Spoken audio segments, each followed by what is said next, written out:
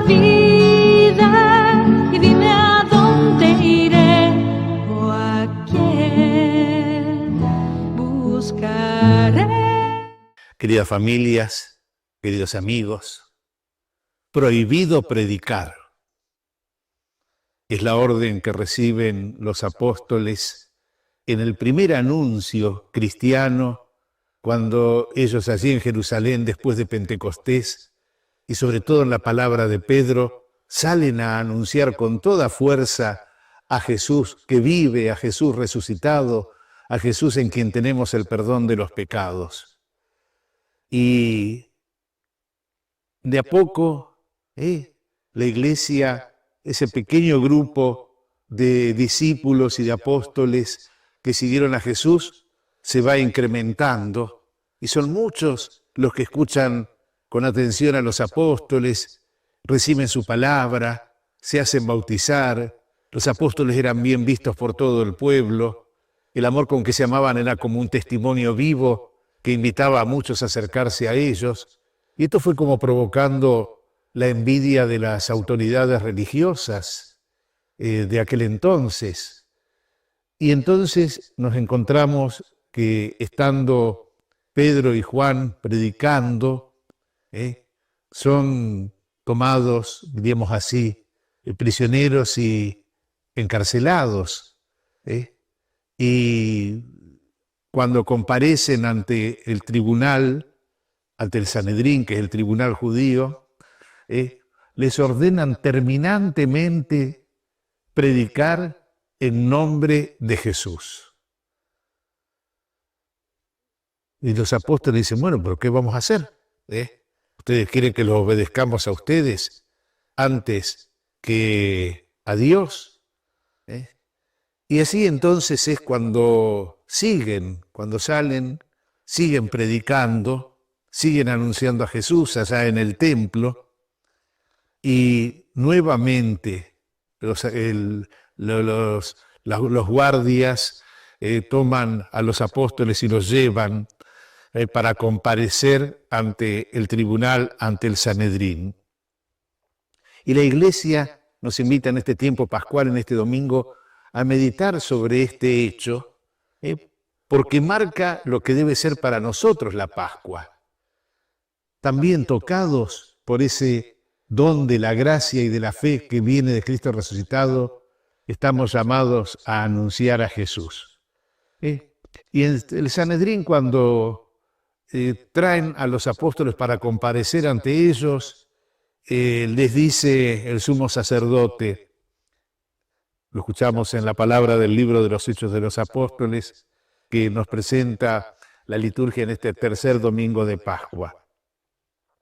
Nosotros les habíamos prohibido expresamente predicar en ese nombre, en nombre de Jesús, y ustedes han llenado Jerusalén con su doctrina. Así quieren hacer recaer sobre nosotros la sangre de ese hombre.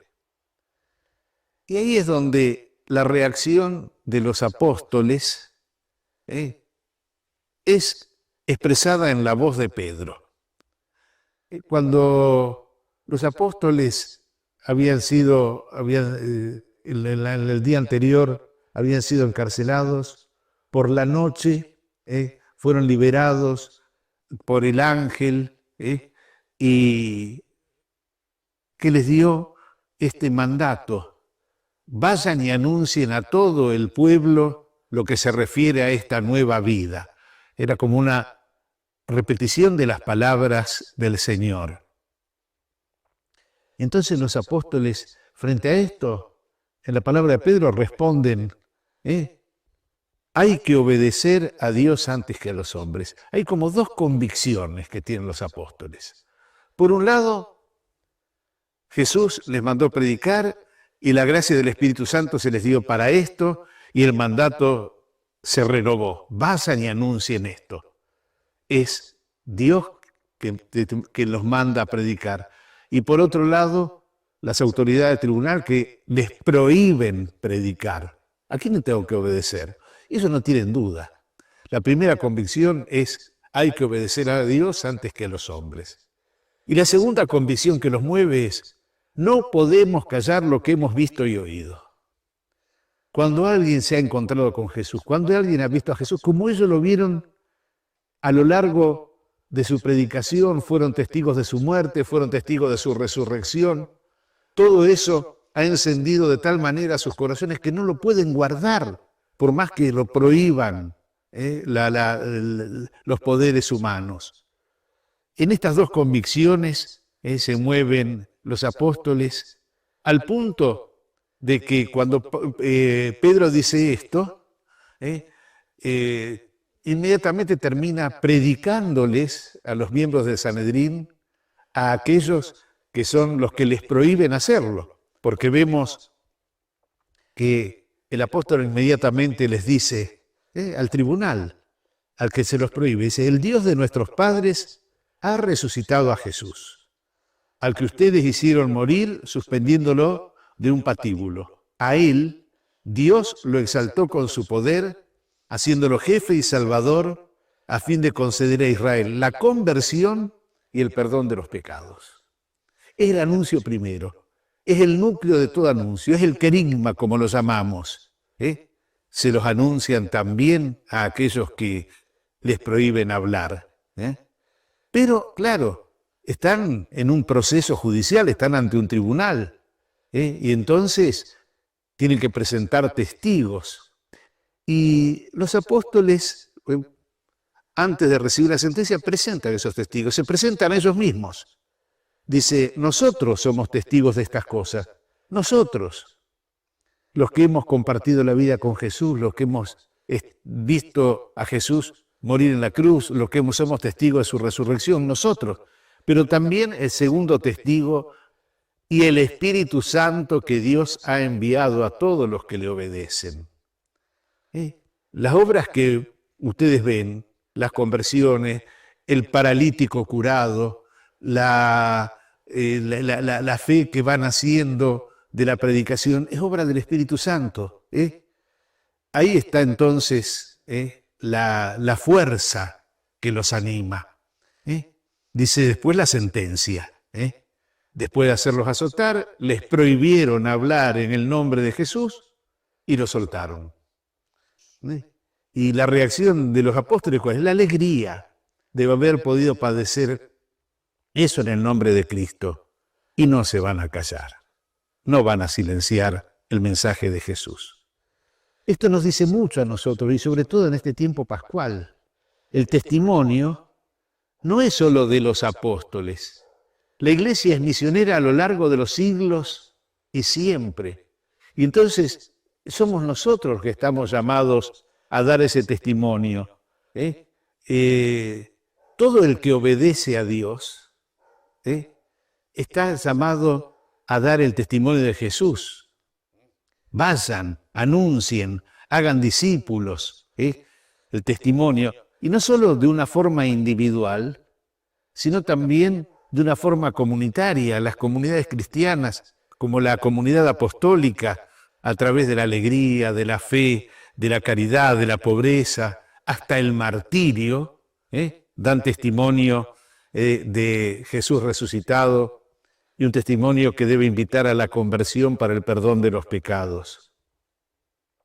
Pero también tenemos que reconocer que, al igual que a los apóstoles, en la historia de la Iglesia muchas veces se ha pretendido silenciarla cuando ese mensaje molesta.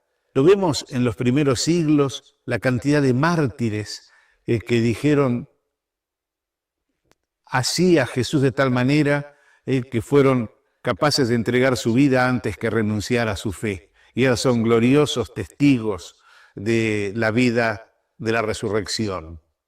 Pero a lo largo de toda la historia vemos cuántas veces las persecuciones se han dado. Hoy día hay persecuciones. Los totalitarismos tienden a ahogar de cualquier signo. Tienden a ahogar cualquier voz disidente. La voz de la Iglesia, la voz de Jesús molesta, hay que callarlos. A veces con una persecución abierta, otras veces con limitaciones y prohibiciones. Hoy no se nos prohíbe predicar a nosotros, pero hay también esas fuerzas que van como pretendiendo silenciar el mensaje cristiano, las ideologías, que es como la exaltación de verdades parciales y mirar todo de eso, desde ese punto de vista. Y al mismo tiempo hay como esos instrumentos, diríamos, de ir transmitiendo una cultura ajena a Dios, una cultura secularizada que lleva al secularismo. Si Dios está, que esté, pero que no se meta en nuestras vidas. Y esto se hace a través de la educación, de la política, de la legislación, de la opinión pública, de los medios de comunicación. ¿Cuántas voces que tienden como a relegar la fe al ámbito de la conciencia individual? Si vos querés creer, es cosa tuya, pero que tu fe no toque la vida de la sociedad. Y cuando nosotros sabemos que desde la fe se exalta la condición humana, la dignidad de la persona, los lazos de los vínculos fraternos, no podemos callar lo que hemos visto y oído. Hay que obedecer a Dios antes que a los hombres. Que esto sea también para nosotros, que estas sean como nuestras consignas. Somos discípulos de Jesús y somos sus misioneros. Que la luz de Jesús brille y aunque haya intentos de silenciarla, que si se callan nuestras voces que griten las piedras, como decía Jesús al entrar en Jerusalén en el Domingo de Ramos. Que el Señor nos dé entonces a todos esa fuerza misionera que animó a los apóstoles. Y aunque nos digan, prohibido predicar, prohibido anunciar el nombre de Jesús, de un modo o de otro, la palabra siga viva para la salvación de todos. Dios nos bendiga. Palabras de vida y dime a dónde iré o a quién buscaré.